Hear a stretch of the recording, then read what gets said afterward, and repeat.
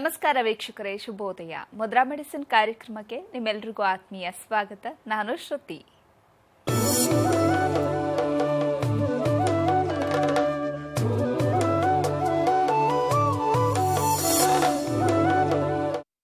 ಇವತ್ತಿನ ಮುದ್ರಾ ಮೆಡಿಸಿನ್ ಕಾರ್ಯಕ್ರಮವನ್ನು ನಡೆಸಿಕೊಡುವುದಕ್ಕೆ ಮುದ್ರಾ ಬ್ರಹ್ಮ, ಮುದ್ರಾ ರತ್ನ, ಮುದ್ರಾ ಶಿರೋಮಣಿ ಗುರೂಜಿ ಶ್ರೀ ಲಕ್ಷ್ಮೀ ಶ್ರೀನಿವಾಸರವರು ನಮ್ಮೊಂದಿಗಿದ್ದಾರೆ. ಗುರೂಜಿಯವರು ಕಂಪ್ಯೂಟರ್ ಸೈನ್ಸ್ನಲ್ಲಿ ಎಂಜಿನಿಯರಿಂಗ್ ಪದವಿ ಪಡೆದು ಎಂಎಸ್ ಕಂಪ್ಯೂಟರ್ ಸಾಫ್ಟ್ವೇರ್ನಲ್ಲಿ ಸ್ನಾತಕೋತ್ತರ ಪದವಿ ಪಡೆದು ಹಲವಾರು ಮಲ್ಟಿನ್ಯಾಷನಲ್ ಸಾಫ್ಟ್ವೇರ್ ಕಂಪನಿಗಳಲ್ಲಿ 26 ವರ್ಷ ಸತತವಾಗಿ ಸೇವೆ ಸಲ್ಲಿಸಿದ್ದಾರೆ.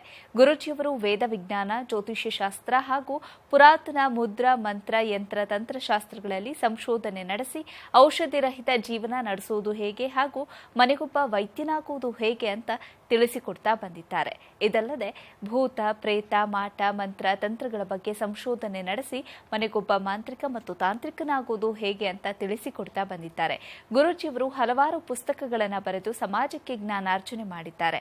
ಸಮಾಜದ ಹಿತಕ್ಕಾಗಿ ಬೆಂಗಳೂರಿನಿಂದ ಸುಮಾರು 40 ಕಿಲೋಮೀಟರ್ ದೂರದಲ್ಲಿ ಉಚಿತ ಅನಾಥಾಶ್ರಮ, ವೃದ್ಧಾಶ್ರಮ ಹಾಗೂ ಮುದ್ರಾ, ಮಂತ್ರ, ತಂತ್ರ ಸಂಶೋಧನಾ ಕೇಂದ್ರವನ್ನು ಸ್ಥಾಪನೆ ಮಾಡ್ತಾ ಇದ್ದಾರೆ. ಗುರೂಜಿಯವರನ್ನ ನಿಮ್ಮೆಲ್ಲರ ಪರವಾಗಿ ಕಾರ್ಯಕ್ರಮಕ್ಕೆ ಸ್ವಾಗತಿಸ್ತಾ ಇದ್ದೇನೆ. ಗುರುಗಳೇ ನಮಸ್ಕಾರ, ಕಾರ್ಯಕ್ರಮಕ್ಕೆ ಸ್ವಾಗತ. ಆತ್ಮೀಯ ವೀಕ್ಷಕ ಬಾಂಧವರಿಗೆಲ್ಲ ನಮಸ್ಕಾರ. ಗುರುಜಿ, ಇವತ್ತಿನ ಸಂಚಿಕೆಯಲ್ಲಿ ನಮ್ಮ ವೀಕ್ಷಕರಿಗೆ ಯಾವ ವಿಚಾರದ ಬಗ್ಗೆ ತಿಳಿಸ್ಕೊಡ್ತಾ ಇದ್ದೀರಿ? ಇವತ್ತಿನ ಸಂಚಿಕೆಯಲ್ಲಿ ನಾನು ಬಹಳ ವಿಶೇಷವಾಗಿ ಒಂದು ಅಲ್ಲಸಲ್ಲದ ಆರೋಪಕ್ಕೆ ಸಿಕ್ಕಾಕೊಂಡ್ಬಿಟ್ಟು ಜನ ನಲ್ತಿರ್ತಾರೆ ಸಮಾಜದಲ್ಲಿ. ಮೊನ್ನೆ ನನ್ನ ಹತ್ರ ಒಬ್ರು ಬಂದು ಹೇಳ್ತಾ ಇದ್ರು, ನಾನು ಯಾರಿಗೂ ಹಿಂಸೆ ಕೊಟ್ಟಿಲ್ಲ, ನಾನು ಯಾರಿಗೂ ಬೈದಿಲ್ಲ, ನಾನು ಯಾರಿಗೂ ಶಾಪ ಹಾಕಿಲ್ಲ, ಆದರೆ ನನ್ನ ಟಾರ್ಗೆಟ್ ಇಟ್ಕೊಂಡು ಬಹಳಷ್ಟು ಮಾನಸಿಕವಾಗಿ, ದೈಹಿಕವಾಗಿ ಹಿಂಸೆ ಕೊಡ್ತಾ ಇದ್ದಾರೆ. ಇವ್ರಿಗೇನು ಮಾಡಬೇಕು, ಈ ಕಾಟದಿಂದ ಹೆಂಗೆ ತಪ್ಪಿಸ್ಕೋಬೇಕು ನಾನು ಅಂತೊಬ್ರು.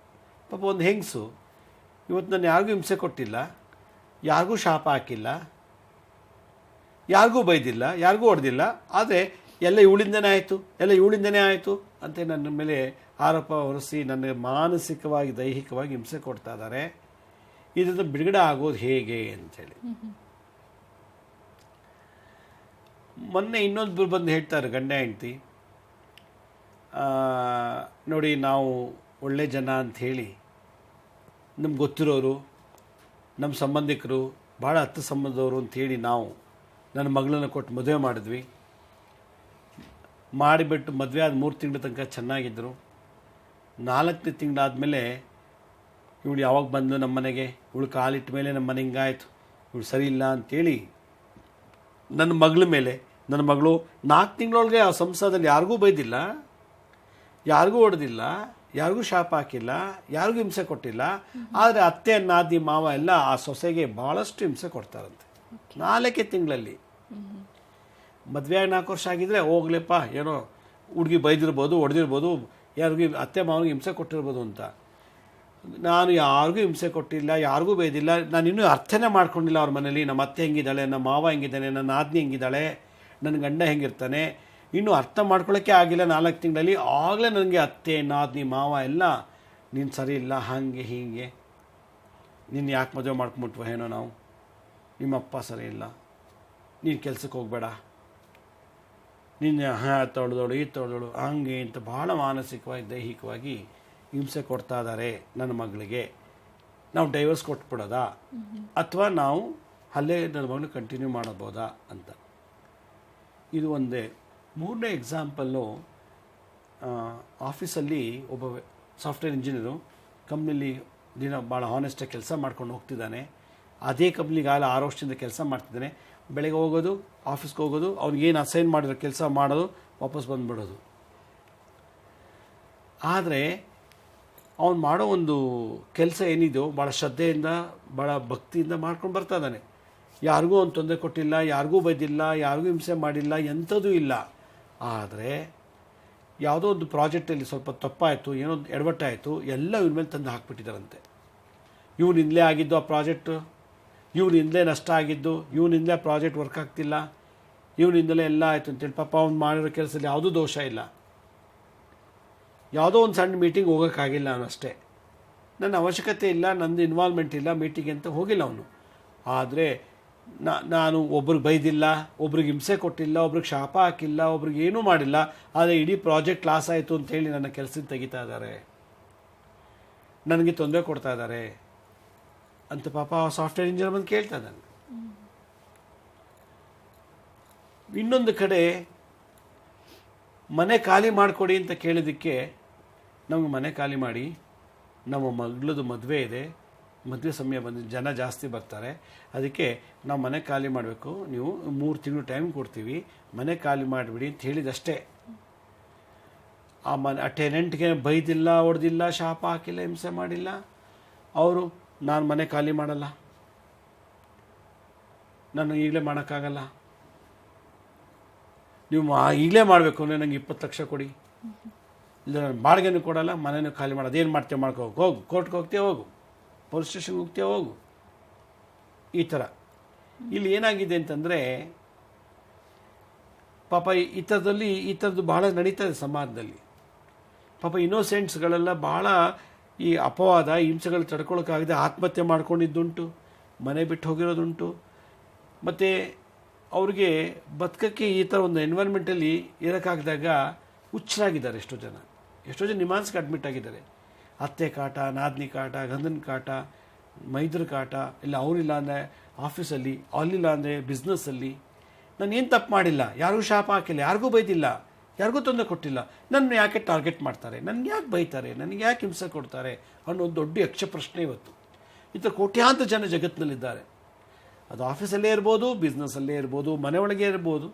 ಓಕೆ, ಈ ಥರ ಒಂದು ನಡೀತಾ ಇರೋ ಒಂದು ಸನ್ನಿವೇಶದಲ್ಲಿ ನಾವೇನಾದ್ರು ಈ ಥರ ಸಿಕ್ಕಾಕೊಂಡು ನರಳುತ್ತಿದ್ರೆ ಅಂಥ ಆತ್ಮಗಳಿಗೆ, ಅಂಥ ಜಾತಕದವರಿಗೆ ಬಹುಶಃ ಇವತ್ತು ನನ್ನ ಒಂದು ಎಪಿಸೋಡು ಸಪೋರ್ಟ್ ಮಾಡ್ಬೋದು, ಹೆಲ್ಪ್ ಮಾಡ್ಬೋದು ಅಂತ ಒಂದು ಅನಿಸಿಕೆ. ಅಂಥ ಜನಗಳಿಗೆ ಒಂದು ವಿಶೇಷವಾದ ಒಂದು ತಂತ್ರ, ಮಂತ್ರ ಮತ್ತು ಮುದ್ರನ ತಿಳಿಸೋಕೆ ಇಷ್ಟಪಡ್ತೀನಿ. ಸರಿ ಗುರೂಜಿ, ಈ ಬಗ್ಗೆ ಮಾತಾಡೋಣ. ವೀಕ್ಷಕರೇ, ಮುದ್ರಾ ಮೆಡಿಸಿನ್ ಕಾರ್ಯಕ್ರಮ ಮುಂದುವರಿಯುತ್ತೆ ಪುಟ್ಟ ವಿರಾಮದ ನಂತರ ಮುದ್ರಾ ಮೆಡಿಸಿನ್ ಕಾರ್ಯಕ್ರಮಕ್ಕೆ ಮತ್ತೊಮ್ಮೆ ಸ್ವಾಗತ. ಗುರೂಜಿ, ನೀವು ಹೇಳ್ತಾ ಇದ್ರಿ ನಮ್ಮ ಪಾಡಿಗೆ ನಾವಿದ್ರೂ ಕೂಡ ಸುತ್ತಲಿನ ಪರಿಸರದವರು, ಅವರು ಇವರು, ನಮ್ಮನ್ನು ಆಗ್ದಲೇ ಇರೋರು, ನಮ್ಮನ್ನು ನೋಡೋಕ್ಕಾಗ್ದಲೇ ಇರೋವಂಥವ್ರು ತೊಂದರೆ ಕೊಡ್ತಿರ್ತಾರೆ ಅಂತ. ಯದ್ಭಾವಂ ತದ್ಭವತಿ ಅನ್ನೋ ಹಾಗೆ ನಾವು ಯಾರಿಗೂ ಕೆಟ್ಟದನ್ನು ಬಯಸಿಲ್ಲ ಅಂತ ಅಂದರೆ ಅವ್ರು ಯಾಕೆ ನಮಗೆ ಕೆಟ್ಟದನ್ನು ಮಾಡ್ತಾರೆ ಗುರೂಜಿ? ಈ ರೀತಿಯಾದಂಥ ಸಂಕಷ್ಟಗಳು ಬರೋದು ಯಾಕೆ? ಕೆಲವು ಜಾತಕಗಳಲ್ಲಿ ಶನಿ ಮತ್ತು ರಾಹು ದೋಷಗಳು, ಶನಿ ದಶ ರಾಹು ಭಕ್ತಿ ಅಥವಾ ರಾಹು ಭಕ್ತಿ ಶನಿ ದಶ ಇದ್ದಾಗ ಸ್ವಂತ ಗಂಡಿರೆ, ಅಪ್ತಿರೆ, ಅಣ್ಣ ತಮ್ಮದೇ ನಿಷ್ಠುರ ಆಗಿಬಿಡ್ತಾರೆ. ಚೆನ್ನಾಗಿದ್ದ ಗಂಡನೇ ಹೆಂಡತಿ ಮೇಲೆ ಬೈಕ್ ಶುರು ಮಾಡಿಬಿಡ್ತಾನೆ. ನಾನು ಅಷ್ಟು ಚೆನ್ನಾಗಿ ನೋಡ್ಕೋತೀನಿ ರೀ, ಊಟ ಮಾಡ್ಕೊಡ್ತೀನಿ, ಅವ್ರಿಗೇನು ಬೇಕು ಬೇಡ ಎಲ್ಲ ನೋಡ್ಕೋತೀನಿ, ಅಷ್ಟು ಚೆನ್ನಾಗಿ ಕಣ್ಣಲ್ಲಿ ಕಣ್ಣಿಟ್ಟು ನನ್ನ ಗಂಡ ನೋಡ್ಕೋತೀನಿ, ನನ್ನ ಗಂಡ ಯಾವಾಗ ನನಗೆ ಬೈತಾನೆ, ನನಗೆ ಹೊಡಿತಾನೆ.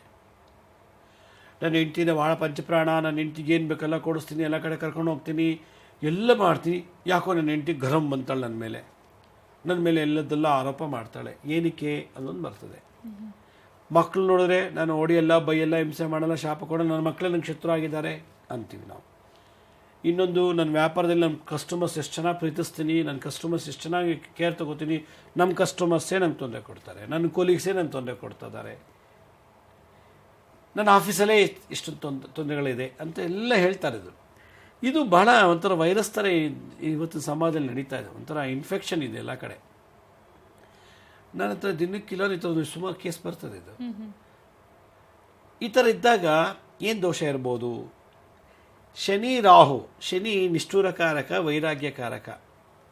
ರಾಹು ಬುದ್ಧಿಗೆ ವೇದನೆ ಕೊಡುವಂಥವ್ರು. ಚಂದ್ರ ನೀಚನಾದಾಗಲೂ ಕೂಡ ಚಂದ್ರ ಮನಸ್ಕಾರಕ, ಮನಸ್ಸಿಗೆ ಘಾತ, ಮನಸ್ಸಿಗೆ ನೋವು, ಮನಸ್ಸಿಗೆ ಡಿಪ್ರೆಷನ್ ಕೊಡುವಂಥ ಒಂದು ಗ್ರಹ.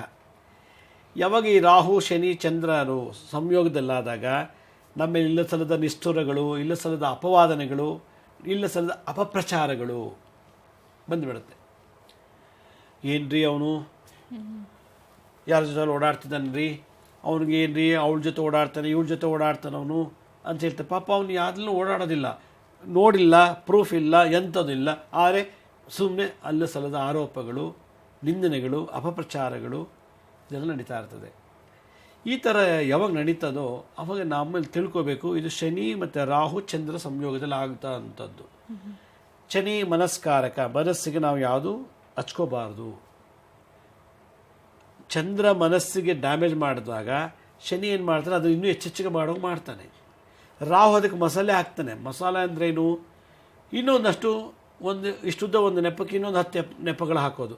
ಅವನು ಸಣ್ಣ ಒಂದು ಸಣ್ಣ ಬೈಗಳಿಗೆ ಇನ್ನೂ ಒಂದು 50 ಬೈಗಳ ಹಾಕೋಂಗೆ ಮಾಡೋದು ರಾಹು. ಈ ರಾಹು ಶನಿ ಚಂದ್ರ ಮೂರಲ್ಲೂ ಸಂಯೋಗದಲ್ಲಿ ಏನಾದ್ರು ಏರುಪೇರು ಆದಾಗ ಈ ರೀತಿ ಆಗತ್ತೆ. ಈ ರೀತಿ ಈ ಜನ್ಮದಲ್ಲಿ ಆಗಬೇಕು ಅಂದರೆ ನನಗೇನೋ ಒಂದು ನನ್ನ ಜಾತಕದಲ್ಲಿ ರಾಹು ಶನಿ ಚಂದ್ರ ಈ ರೀತಿ ಆಡಿಸ್ತಾರೆ ಅಂದರೆ ನಾನು ಹಿಂದಿನ ಜನ್ಮದಲ್ಲಿ ಏನೋ ಮಾಡಿದ್ದೆ, ಈ ಜನ್ಮದಲ್ಲಿ ಅವರು ಈ ಏಜಿಗೆ ಬಂದಾಗ ಅದು ಮಾಡಿಸ್ತಾ ಇದ್ದಾರೆ ಅಂತ ಅರ್ಥ ಮಾಡ್ಕೋಬೇಕು.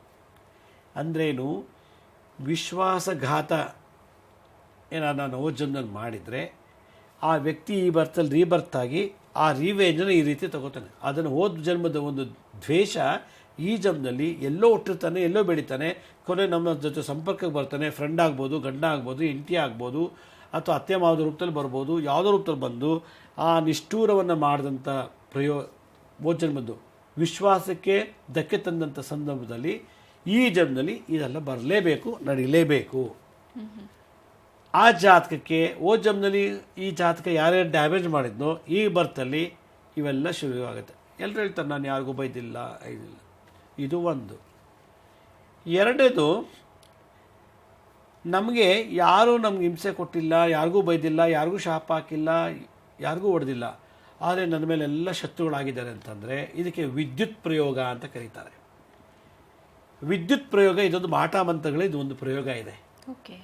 ಆ ವಿದ್ಯುತ್ ಪ್ರಯೋಗ ಏನಾದ್ರು ಮಾಡಿಬಿಟ್ಟ ಅಂತಂದರೆ ನಾನು ಏನು ತಪ್ಪು ಮಾಡಲಿಲ್ಲ, ಸುಮ್ಮನೆ ಕೂತಿದ್ರು ಕೂಡ ಮನೆಯೊಳಗೆ 4 ಗೋಡೆ ಒಳಗೂ ನಾನು ಎಲ್ಲೂ ಹೋಗಲಿಲ್ಲ ಅಂದ್ರೂ ಕೂಡ, ಅಥವಾ ಯಾರ ಹತ್ರನೂ ಮಾತಾಡಲಿಲ್ಲ ಅಂದರೂ ನನ್ನ ಮೇಲೆ ಶತ್ರುಗಳು ಅಟ್ಯಾಕ್ ಮಾಡ್ತಾರೆ. ಓಕೆ. ನಾನೇನು ಮಾತಾಡಿಲ್ಲ, ಯಾರಿಗೂ ಹಿಂಸೆ ಕೊಟ್ಟಿಲ್ಲ, ಯಾರಿಗೂ ಶಾಪ ಹಾಕಿಲ್ಲ, ಹೊಡೆದಿಲ್ಲ, ಬೈದಿಲ್ಲ, ಆದರೆ ನನ್ನ ಮೇಲೆ ಎಲ್ಲರೂ ಶತ್ರುಗಳಾಗ್ಬಿಡ್ತಾರೆ. ನಾನೊಬ್ಬ 10 ಜನ ಶತ್ರುಗಳು ಉಟ್ಕೋತಾರೆ. ಅದನ್ನು ಮಾಡ್ಬೋದು. ಹೇಗೆ? ವಿದ್ಯುತ್ ಪ್ರಯೋಗ ಅಂತೇಳಿ. ಈ ವಿದ್ಯುತ್ ಪ್ರಯೋಗ ಇದು ಅಸ್ಸಾಮಲ್ಲಿ ಜಾಸ್ತಿ ಮಾಡ್ತಾರೆ. ಯಾವೆಲ್ಲ ವಸ್ತುಗಳನ್ನು ಇಟ್ಕೊಂಡು ಮಾಡ್ತಾರೆ? ಇದು ಮನುಷ್ಯನ ಯಾವ ಪದಾರ್ಥನ ತೊಗೊಂಡೋಗಿ ಮಾಡಿಸ್ಬೋದು. ಕೂದು ತೊಗೋಬೋದು, ಉಗುರು ತೊಗೋಬೋದು, ತಿಂದು ಎಂಜಿಲು, ಪಾದರಕ್ಷೆ, ವಸ್ತ್ರ, ಶೇಷ ವಸ್ತ್ರ, ಯೂಸ್ ಮಾಡಿರೋ ವಸ್ತ್ರ, ಇದನ್ನು ತೊಗೊಂಡು ಮಾಡಿಸ್ಬಿಟ್ಟ ಅಂದರೆ ಒಬ್ಬ ವ್ಯಕ್ತಿನ ಇಡೀ ಸಮಾಜನೇ ದ್ವೇಷಿಸಬೇಕು. ಈ ಪ್ರಯೋಗಗಳು ರಾಜಕೀಯ ಕ್ಷೇತ್ರದಲ್ಲಿ, ಸಿನಿಮಾ ರಂಗದಲ್ಲಿ ಜಾಸ್ತಿ ನಡೀತದೆ. ಇದು ಕೌಟುಂಬಿಕ ವರ್ಗದಲ್ಲಿ ಕಮ್ಮಿ. ಇದನ್ನೆಲ್ಲ ಮಾಡಲಿಕ್ಕೆ ಕೆಲವು ಮುಸ್ಲಿಂ ಜನಾಂಗದವರು ಈ ವಿದ್ಯೆ ಕಲ್ತಿದ್ದಾರೆ. ಒರಿಸ್ಸಾದಲ್ಲಿ ಮತ್ತು ಈ ಚಾಮರಾಜನಗರ ಅಂತ ಹೇಳ್ತಾರೆ, ಆ ಜಾಗದಲ್ಲಿ, ಕೇರಳದಲ್ಲಿ ಕೆಲವು ಜನ ಇದೊಂದು ಬೆರಳಷ್ಟು ಜನಕ್ಕೆ ಈ ವಿದ್ಯೆ ಗೊತ್ತು. ಇದಕ್ಕೆ ವಿದ್ಯುತ್ ಪ್ರಯೋಗ ಅಂತ ಹೇಳ್ತಾರೆ. ವಿದ್ಯುತ್ ಪ್ರಯೋಗವನ್ನು ಮಾಡ್ತಾ ಇರೋದಂದರೆ ಪ್ರತ್ಯಂಗಿರ ದೇವಿನ ಆರಾಧನೆ ಮಾಡಿಬಿಡ್ತಾರೆ. ಆದ್ದರಿಂದ ಯಾವ ದೇವ್ರ ಮುಖಾಂತರ ಈ ಪ್ರಯೋಗ ನಮ್ಮೇಲೆ ಮಾಡ್ತಾರೋ ಅದೇ ದೇವ್ರು ನಾವು ಕೈ ಮುಗಿದ್ಬಿಟ್ರೆ, ಅದೇ ದೇವ್ರನ್ನ ಪೂಜೆ ಮಾಡಿಬಿಟ್ಟಾದರೆ ಅದು ರಿವರ್ಸ್ ಆಗಿಬಿಡ್ತದೆ. ಆದ್ದರಿಂದ ಈ ಪಾಲಿಟಿಕ್ಸ್ ಅಂದರೆ ರಾಜಕೀಯ ಕ್ಷೇತ್ರ, ಸಿನಿಮಾ ಕ್ಷೇತ್ರದಲ್ಲಿ, ಈ ಥರದಲ್ಲಿ ಸುಮ್ಮನೆ ಇರುವಂಥವ್ರಿಗೆ ಇಲ್ಲ ಸಲ್ಲದ ಆರೋಪಗಳು, ಇಲ್ಲ ಸಲ್ಲದ ಶತ್ರುಗಳು ಸೃಷ್ಟಿಯಾಗಿಬಿಡ್ತಾರೆ. ಈ ಒಂದು ವಿದ್ಯುತ್ ಪ್ರಯೋಗವನ್ನು ಏನಾದ್ರು ಜಾತಕದಲ್ಲಿ ಮಾಡಿದರೆ, ಅಥವಾ ನಮ್ಮ ಜಾತಕದಲ್ಲೇ ಇದು ದೋಷ ಇತ್ತು ಅಂದರೆ, ಒಂದು ನಮ್ಮ ಜಾತಕದಲ್ಲೇ ದೋಷ ಇದ್ದರೆ, ಚಂದ್ರ, ಶನಿ, ರಾಹು ಈ 3 ಗ್ರಹದ ದೋಷಗಳು ನಮ್ಮಲ್ಲಿ ಬಂದಾಗ, ಆಯಾ ದಶಾಭುಕ್ತಿ ಆ ಏಜ್ ಬಂದಾಗ ಈ ಥರ ನಡೆಯುತ್ತದೆ. ನಮಗೆ ಶತ್ರುಗಳಿಂದ ಪ್ರಯೋಗ ಆಗಿಲ್ಲ ಅಂದಾಗ ಜಾತಕದ ದೋಷ. ಎರಡನೇದು, ಬೇಕು ಅಂತಲೇ ನಾವು ಮೇಲೆ ಪ್ರಯೋಗ ಮಾಡ್ತಾರೆ. ಆದ್ದರಿಂದ ಈ ವಿದ್ಯುತ್ ಪ್ರಯೋಗ ಶಕ್ತಿಯನ್ನು ನಾಶ ಮಾಡೋಕ್ಕೆ ಹಿಂದಿನ ಕಾಲದಲ್ಲಿ ಏನು ಮಾಡ್ತಿದ್ರು, ಪ್ರತ್ಯಂಗಿರ ದೇವಿನೇ ತಗೊಳ್ತಾರೆ. ಇವ್ರ ಮೇಲೆ ಎಲ್ಲರೂ ಶತ್ರುಗಳು ದಾಳಿ ಮಾಡಲಿ ಅಂತ. ಹಿಂದಿನ ಕಾಲದಲ್ಲಿ ರಾಜ ಮಹಾರಾಜರು, ದಂಡನಾಯಕರು, ಪಾಳೆಗಾರರು, ದಳವಾಯಿಗಳು ಆಗಿನ ಕಾಲದಲ್ಲಿ ಈ ಪ್ರಯೋಗನ ಮಾಡ್ತಿದ್ದಂತೆ. ಅದಕ್ಕೆ ತದ್ವಿರುದ್ಧವಾಗಿ ಏನು ಮಾಡಬೇಕು, ನನ್ನ ಮೇಲೆ ಯಾವುದೇ ರೀತಿಯೂ ಶತ್ರುಗಳು ಅಟ್ಯಾಕ್ ಆಗಬಾರ್ದು ಅಂದರೆ ಈ ವಿದ್ಯುತ್ ಪ್ರಯೋಗನ ನಿಷ್ಫಲ ಮಾಡಬೇಕು. ಅದನ್ನು ಹೆಂಗೆ ಮಾಡೋದು ಅನ್ನೋದನ್ನು ನಮ್ಮ ವೇದ ವಿಜ್ಞಾನ ಕಾಲದಲ್ಲಿ ಋಷಿಮುನಿಗಳು ಅದೇ ದೇವಿಯನ್ನು, ಪ್ರತ್ಯಂಗಿರ ದೇವಿಯನ್ನೇ ಆರಾಧನೆ ಮಾಡಿ, ಭಗವತಿ ನನ್ನನ್ನು ಯಾರಿಗೂ ನಾ ಬೈದಿಲ್ಲ, ಯಾರಿಗೂ ಶಾಪ ಹಾಕಿಲ್ಲ, ಯಾರಿಗೂ ಹೊಡೆದಿಲ್ಲ, ಯಾರಿಗೂ ಅನ್ಯಾಯ ಮಾಡಿಲ್ಲ, ಆದರೂ ನನಗೆ ಊರು ತುಂಬ ಜನ ಶತ್ರುಗಳಿದ್ದಾರೆ, ಮನೆ ತುಂಬ ಶತ್ರುಗಳಿದ್ದಾರೆ ಅಂತ ನಾವು ಆ ದೇವಿ ಪ್ರಾರ್ಥನೆ ಮಾಡಿದ್ದೇ ಆದರೆ, ಅದು ಯಾರು ಮಾಟ ಮಾಡಿರ್ತಾರೋ, ವಿದ್ಯುತ್ ಪ್ರಯೋಗ ಆಗಿದ್ದರೆ ರಿವರ್ಸ್ ಹೋಗುತ್ತೆ. ವಿದ್ಯುತ್ ಪ್ರಯೋಗ ಆಗಿಲ್ಲ, ನನಗೆ ಪೂರ್ವಜನ್ಮದ ಜಾತಕ ದೋಷ ಇತ್ತು ಅಂದರೆ ಆ ಮಂತ್ರಶಕ್ತಿಯಿಂದ ನಿವಾರಣೆ ಮಾಡ್ಬೋದು ಅನ್ನೋ ಒಂದು ವಿಶೇಷವಾದಂಥ ಒಂದು ಪ್ರತ್ಯಂಗಿರ ತಂತ್ರಸಾರದಲ್ಲಿ ಹಾಗೂ ಕೌಶಿಕಿ ಪ್ರತ್ಯಂಗಿರ ತಂತ್ರಸಾರ ಇವೆಲ್ಲ ಬರ್ತದೆ. ಈ ಕೌಶಿಕಿ ಪ್ರತ್ಯಂಗಿರ ತಂತ್ರಸಾರದ ಜೊತೆಗೆ ಶರಬೇಶ್ವರ ತಂತ್ರಸಾರದಲ್ಲಿ ಇದ್ರ ಬಗ್ಗೆ ಉಲ್ಲೇಖನ ಇದೆ. ಆದ್ದರಿಂದ ಈ ಒಂದು ವಿಶೇಷವಾದಂಥ ವಿದ್ಯೆ ನನಗೆ ಗಮನಕ್ಕೆ ಬಂದಾಗಲಿಂದ ಸಾಕಷ್ಟು ಜನಕ್ಕೆ ಹೇಳಿದ್ದೀನಿ, ಇದು ಎಲ್ರಿಗೂ ಒಳ್ಳೆಯದಾಗಿದೆ. ಈ ಥರ ಸಫರ್ ಪಡ್ತಿರೋಂಥ ಕೋಟ್ಯಾಂತರ ಜನಕ್ಕೆ ಬಹುಶಃ ಈ ಒಂದು ಎಪಿಸೋಡು ಉಪಯೋಗ ಆಗ್ಬೋದು ಅಂತ ನನ್ನ ಅನಿಸಿಕೆ. ಸರಿ ಗುರುಜಿ, ಈ ಬಗ್ಗೆ ಮಾತಾಡೋಣ. ವೀಕ್ಷಕರೇ, ಮುದ್ರಾ ಮೆಡಿಸಿನ್ ಕಾರ್ಯಕ್ರಮ ಮುಂದುವರಿಯುತ್ತೆ ಪುಟ್ಟ ವಿರಾಮದ ನಂತರ ಮುದ್ರಾ ಮೆಡಿಸಿನ್ ಕಾರ್ಯಕ್ರಮಕ್ಕೆ ಮತ್ತೊಮ್ಮೆ ಸ್ವಾಗತ. ಗುರುಜಿ, ನೀವು ಹೇಳ್ತಾ ಇದ್ರಿ ಒಳ್ಳೆಯವರೇ ಆಗಿರ್ತಾರೆ, ಯಾರಿಗೂ ಯಾವುದೇ ರೀತಿಯಾದಂಥ ತೊಂದರೆಗಳನ್ನು ಮಾಡೋದಿಲ್ಲ, ಅಂಥವ್ರಿಗೆ ಸುಮ್ಮನೆ ಶತ್ರುಗಳು ಹುಟ್ಕೊಳ್ತಾರೆ, ಸುಮ್ಮನೆ ಸಂಕಷ್ಟವನ್ನು ತಂದೊಡ್ತಾರೆ ಅಂತ. ಈ ರೀತಿ ಮಾಡೋದ್ರಿಂದ ಅವ್ರಿಗೆ ಲಾಸ್ ಅಂತ ಅನ್ಸಲ್ವಾ? ಈ ರೀತಿ ಕಷ್ಟಗಳನ್ನು ಅನುಭವಿಸ್ತಾ ಇರೋರು ಯಾವ ರೀತಿಯಾದಂಥ ಪರಿಹಾರವನ್ನು ಮಾಡ್ಕೊಳ್ಬೇಕಾಗುತ್ತೆ? ನೋಡಿ, ಈ ಥರ ದೋಷದಲ್ಲಿ ನರಳುತ್ತಿರೋವಂಥವ್ರು, ಈ ಥರದ ಒಂದು ಕರ್ಮದಲ್ಲಿ ಸಿಕ್ಕಾಕೊಂಡಿರೋವಂಥವ್ರು, ಯಾರಿಗೂ ಬೈದಿಲ್ಲ, ಯಾರಿಗೂ ಶಾಪ ಹಾಕಿಲ್ಲ, ಯಾರಿಗೂ ಹೊಡೆದಿಲ್ಲ, ಯಾರಿಗೂ ಕೊಟ್ಟಿಲ್ಲ, ಯಾರನ್ನೂ ತಗೊಂಡಿಲ್ಲ, ಆದರೆ ನಾನು ದೊಡ್ಡ ಮಹಾಪಾಪಿಯ ಕಾಣ್ತೀನಿ ಸಮಾಜದಲ್ಲಿ ಅಂತ ಸುಮಾರು ಜನ ನೊಂದ್ಕೊಂಡಿರೋಂಥವ್ರಿಗೆ ಕೌಶಿಕಿ ಪ್ರತ್ಯಂಗಿರ ತಂತ್ರಸಾರದಲ್ಲಿ, ಶರಬೇಶ್ವರ ತಂತ್ರಸಾರದಲ್ಲಿ ಈ ಪ್ರತ್ಯಂಗಿರ ದೇವಿದೊಂದು ಮುದ್ರಾ ಮಂತ್ರ ಹೇಳ್ತಾರೆ. ಏನಂದರೆ, ಪ್ರತ್ಯಂಗಿರ ಮುದ್ರೆಯನ್ನು ಧಾರಣೆ ಮಾಡಬೇಕು. ನಮ್ಮ ಎಲ್ಲ ಬೆರಳುಗಳನ್ನ ಚೆನ್ನಾಗಿ ಅರಳಿಸ್ಬೇಕು. ಇದಕ್ಕೆ ಸಂದಂಶ ಅಂತಾರೆ. ಕಿರು ಬೆರಳು ಬುಧ ಗ್ರಹ. ಈ ಬುಧನ ಲಾಕ್ ಮಾಡಬೇಕು. ಹೀಗೆ ಲಾಕ್ ಮಾಡಿಬಿಟ್ಟು ಉಳಿದೆಲ್ಲ ಬೆರಳುಗಳನ್ನು ಈ ರೀತಿ ಬೆಂಡ್ ಮಾಡಬೇಕು. ಇದಕ್ಕೆ ಪ್ರತ್ಯಂಗಿರಾದೇವಿ ಮುದ್ರಾ ಅಂತ ಕರೀತಾರೆ. ಇದಕ್ಕೂ ಒಂದು ಮಂತ್ರ ಇದೆ. ಇದನ್ನು ಯಾವ ದಿಕ್ಕಲ್ಲಿ ಕುತ್ಕೋಬೇಕು ಅಂದರೆ ಉತ್ತರ ದಿಕ್ಕಿಗೆ ಮುಖ ಮಾಡಿ ಹುಣ್ಣಿಮೆ ಅಮಾವಾಸ್ಯೆ ದಿವಸ ಇದನ್ನು ಜಪ ಮಾಡಿದ್ರೆ ಬಹಳ ಒಳ್ಳೆಯದು. ಹುಣ್ಣಿಮೆ ದಿವಸ ಇಲ್ಲ ಅಮಾವಾಸ್ಯೆ ದಿವಸ, ಯಾವ ಸಂಪೂರ್ಣ ಅಮಾವಾಸ್ಯೆ ಇದ್ದಾಗ ಜಪ ಮಾಡಿಬಿಟ್ಟು ಮಂತ್ರ ಇದೆ. ಏನು ಮಂತ್ರ ಹೇಳೋದು? ಓಂ ಹುಂ ಸ್ಪಾರಯ ಸ್ಪಾರಯ ಮಾರಯ ಮಾರಯ ಶತ್ರುವರ್ಗಾನ್ನಾಶಯ ನಾಶಯ ಪ್ರತ್ಯಂಗಿರೇ ಸ್ವಾಹ. ಓಂ ಹುಂ ಸ್ಪಾರಯ ಸ್ಪಾರಯ ಮಾರಯ ಮಾರಯ ಶತ್ರುವರ್ಗಾನ್ನಾಶಯ ನಾಶಯ ಪ್ರತ್ಯಂಗಿರೇ ಸ್ವಾಹ. ಓಂ ಹುಂ ಸ್ಪಾರಯ ಸ್ಪಾರಯ ಮಾರಯ ಮಾರಯ ಶತ್ರುವರ್ಗಾನ್ನಾಶಯ ನಾಶಯ ಪ್ರತ್ಯಂಗಿರೇ ಸ್ವಾಹ.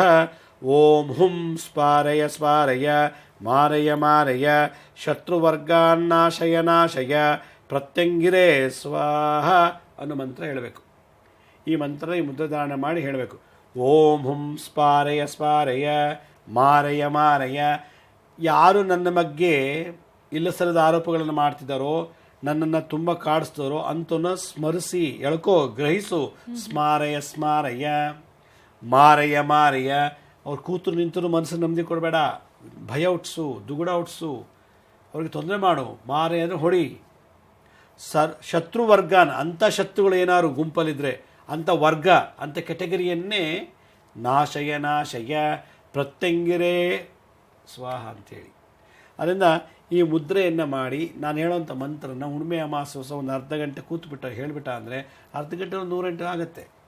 ಆ ಥರ ಮತ್ತು ದಿನನಿತ್ಯ ಈ ಥರ ಮಾಡ್ತಿದ್ದು ಅಂದರೆ ಆಫೀಸಲ್ಲೇ ಆಗಲಿ, ಬಿಸ್ನೆಸ್ಸಲ್ಲೇ ಆಗಲಿ, ಯಾವುದೇ ಕ್ಷೇತ್ರದಲ್ಲೇ ಆಗಲಿ ನಮ್ಮ ಮೇಲೆ ಯಾರೋ ಅಪವಾದಗಳು ವರ್ಷಕ್ಕೆ ಬರಲ್ಲ, ನಮ್ಮನ್ನೇ ಡಿಸ್ಟ್ರಾಯ್ ಮಾಡೋಕ್ಕೆ ಬಿಡೋದಿಲ್ಲ. ಇದಕ್ಕೆ ವಿದ್ಯುತ್ ಪ್ರಯೋಗ ಅಂತ ಕರೀತಾರೆ. ಇದು ವಿದ್ಯುತ್ ಪ್ರಯೋಗಕ್ಕೆ ಇದೊಂದು ಮಂತ್ರ. ಓಂ ಹುಂ ಸ್ಪಾರಯ ಸ್ಪಾರಯ. ಆ ಸ್ಮಾರಯ ಅಂತಂತಂದರೆ ಎಂಥವನೇ ಅವನು, ಲಂಡನ್ನಲ್ಲಿ, ಅಮೇರಿಕದಲ್ಲಿ, ಯಾವ ಜಾಗದಲ್ಲೇ ಇರಲಿ, ಅವನು ಎಲ್ಲಿದ್ದಾನೋ ಈ ಮಂತ್ರ ಹೇಳಿ ಅವರು ಮಾಟ ಮಂತ್ರ ಮಾಡೋದು. ನಾವು ಅದೇ ಮಂತ್ರ ಹೇಳಿ ಆ ದೇವ್ರಿಗೆ ಮತ್ತೆ ಪ್ರಾರ್ಥನೆ ಮಾಡಿದ್ರೆ ರಿವರ್ಸ್ ಆಗಿಬಿಡುತ್ತೆ.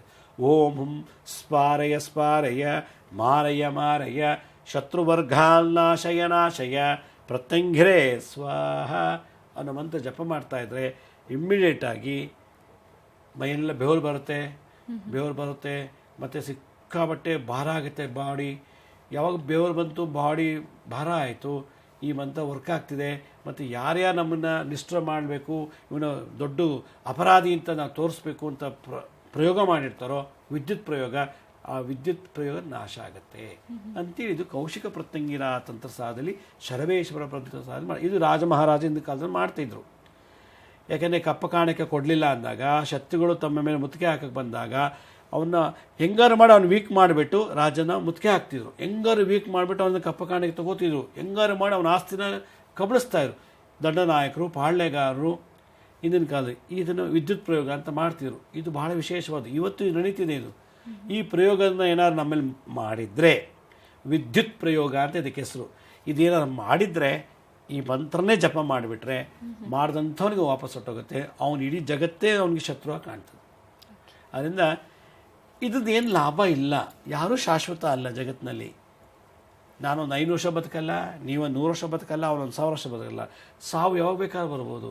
ಆದರೆ ಈ ಬದುಕು ಹುಟ್ಟು ಮತ್ತು ಸಾವಿನ ಮಧ್ಯದಲ್ಲಿ ಬರುವಂಥ ಎಲ್ಲ ಈ ತಡೆಗಳು, ದ್ವೇಷ, ಅಸೂಯೆಗಳು ಇವೆಲ್ಲ ಏನಿದೆಯಲ್ಲ, ಅದು ನಮ್ಮನ್ನು ಒಂದು ರೀತಿ ಅಂಧಕಾರಕ್ಕೆ ತೊಗೊಂಡೋಗ್ಬಿಡುತ್ತೆ. ಯಾವಾಗ ಮನುಷ್ಯ ಅಜ್ಞಾನದಲ್ಲಿ ಇರ್ತಾನೆ ಈ ಮಾಟ ಮಂತ್ರಗಳೆಲ್ಲ ಮಾಡಿಸ್ತಾನೆ. ಒಬ್ಬ ಮನುಷ್ಯ ಜ್ಞಾನಿ ಆದಾಗ ಅವನು ಇದನ್ನೆಲ್ಲ ಮಾಡಲ್ಲ. ಒಬ್ರು ತೊಂದರೆ ಕೊಡಬಾರ್ದಪ್ಪ, ಒಬ್ರಿಗೆ ಅಯ್ಯೋ ಅನಿಸ್ಬಾರ್ದಪ್ಪ, ಒಬ್ಬರ ಬಗ್ಗೆ ನಾವು ಮಾತಾಡಬಾರ್ದಪ್ಪ ಅಂತಾನೆ ನಿಜವಾದ ಜ್ಞಾನಿ. ಒಬ್ಬ ಅಜ್ಞಾನಿ ಇದನ್ನೇ ಕಾಯ್ತಿರ್ತಾನೆ, ಅವ್ರಿಗೆ ತೊಂದರೆ ಕೊಡಬೇಕು, ಅವ್ರ ಬಗ್ಗೆ ಮಾತಾಡಬೇಕು, ಅವ್ರ ಬಗ್ಗೆ ಅಪಪ್ರಚಾರ ಮಾಡಬೇಕು, ಅವ್ರಿಗೆ ಹಿಂಸೆ ಕೊಡಬೇಕು ಅಂತ. ಆದರೆ ಅವನಿಗೆ ನನ್ನಿಂದಾಗಲಿ ಅವನಿಗೆ ಆಗೋ ಒಂದು 3 ಪೈಸೆ ಲಾಭ ಇಲ್ಲ.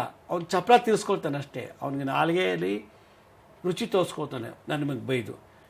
ನನ್ನ ಬಗ್ಗೆ ಅಪಪ್ರಚಾರ ಮಾಡಿ ಅವನಿಗೆ ತೃಪ್ತಿ ಪಡಿಸ್ಕೊತಾನೆ ಅಷ್ಟೇ ವಿನಃ ಅವನಿಗೆ ಯಾವುದು ಲಕ್ಷ್ಮಿ ಬರೋದಿಲ್ಲ, ಶುಕ್ರದಶೆ ಪ್ರಾಪ್ತಿ ಆಗಲ್ಲ, ಗುರುದಶೆ ಇಂಪ್ರೂವ್ ಆಗಲ್ಲ, ಯಾವುದೂ ಇಲ್ಲ. ಇನ್ನೊಬ್ಬರ ಬಗ್ಗೆ ಮಾತಾಡಿ ಇನ್ನೊಬ್ಬರಿಗೆ ಶತ್ರುತ್ವ ಕೊಟ್ಟು ಅವನ ಮುಂದೆ ಅವನೇ ಅಧೋಗತಿಗೆ ಬಂದುಬಿಡ್ತಾನೆ. ಸಮಾಜ ಕಲಿಯುವುದರಲ್ಲಿ ಅದೇ ನಡೀತಾ ಇರೋದು. ಆದ್ದರಿಂದ ನಾವು ಇನ್ನೊಬ್ಬರಿಗೆ ಕೆಟ್ಟದ್ದು ಮಾಡೋಕ್ಕೆ ಹೋದರೆ ನಮಗೆ ಕೆಟ್ಟದಂತೂ ಖಚಿತ, ಒಳ್ಳೇದಂತೂ ಆಗಲ್ಲ. ನಾನು ಯಾವಾಗ ಕೆಟ್ಟದ್ದು ಬಯಸ್ತಿದ್ರೆ ಇನ್ನೊಬ್ಬರಿಗೆ ನನಗೆ ಒಳ್ಳೇದಾಗಕ್ಕೆ ಸಾಧ್ಯನೇ ಇಲ್ಲ. ನಾನು ಇನ್ನೊಬ್ರಿಗೆ ಒಳ್ಳೇದು ಬಯಸಿದ್ರೆ ಮಾತ್ರ ನನ್ನಲ್ಲಿರೋದೆಲ್ಲ ಶುದ್ಧಿ ಆಗುತ್ತೆ. ನಾನು ಒಳ್ಳೇದು ಬಯಸಲ್ಲ, ನನಗೆ ಒಳ್ಳೇದಾಗಲ್ಲ. ಇದೇ ತತ್ವ, ಇದು ಫಾರ್ಮುಲಾ. ಅದರಿಂದ ಈ ವಿದ್ಯುತ್ ಪ್ರಯೋಗ ಅನ್ನೋದು ಭಾಳ ವಿಶೇಷವಾದಂಥದ್ದು. ಕೆಲವು ಜನ ಮಾತ್ರ ಈ ವಿದ್ಯೆ ಕಲ್ತಿದ್ದ ಹಣದಾಸಕ್ಕೋಸ್ಕರ ಇದೆಲ್ಲ ಮಾಡ್ತಾರೆ. ಅದರಿಂದ ಇದನ್ನು ನಾವು ನಿತ್ಯ ಹುಣ್ಣಿಮೆ ಅಮಾವಾಸ್ಯೆಯಲ್ಲಿ ಜಪ ಮಾಡೋದ್ರಿಂದ, ಈ ಮುದ್ರೆ ಧಾರಣೆ ಮಾಡೋದ್ರಿಂದ ನಮಗೆ ಈ ಥರದ ಸಂಕಟಗಳೇನಾದ್ರು ಮುಂದೆ ಬರೋದಿದ್ದರೆ ತಡೆಯುತ್ತೆ, ಬಂದಿದ್ರೆ ನಿವಾರಣೆ ಆಗುತ್ತೆ ಅಂತ ಹೇಳ್ತಾ ಈ ಒಂದು ಕೌಶಿಕಿ ಪ್ರತ್ಯಂಗಿರ ತಂತ್ರ ಬಂದಂಥ ಈ ಜಗದ್ದಾತ್ರಿ ಪ್ರತ್ಯಂಗಿರ ದೇವಿ ಪ್ರಯೋಗ ಭಾಳ ವಿಶೇಷ. ಇದನ್ನು ಮಾಡೋದ್ರಿಂದ ಎಲ್ಲವೂ ನಿವಾರಣೆ ಆಗುತ್ತೆ ಅಂತ ನನ್ನೊಂದು ಖಚಿತವಾದಂಥ ಸಂದೇಶ. ಸರಿ ಗುರುಜಿ, ಒಳ್ಳೆಯವರಿಗೆ ಕೆಟ್ಟದನ್ನು ಬಯಸೋದೇ ಒಂದು ದುರಾದೃಷ್ಟದ ಸಂಗತಿ ಅಂತಾನೆ ಹೇಳ್ಬೋದು. ಹೀಗಿದ್ದಂತಹ ಸಂದರ್ಭದಲ್ಲಿ ವಿದ್ಯುತ್ ಪ್ರಯೋಗದ ಮುಖಾಂತರ ಇದಕ್ಕೆ ಪರಿಹಾರ ಹೇಗೆ ಕಂಡುಕೊಳ್ಳೋದು ಅನ್ನೋದನ್ನ ಇವತ್ತಿನ ಕಾರ್ಯಕ್ರಮದಲ್ಲಿ ನಮ್ಮ ವೀಕ್ಷಕರಿಗೆ ತಿಳಿಸ್ಕೊಟ್ರೆ ಧನ್ಯವಾದ.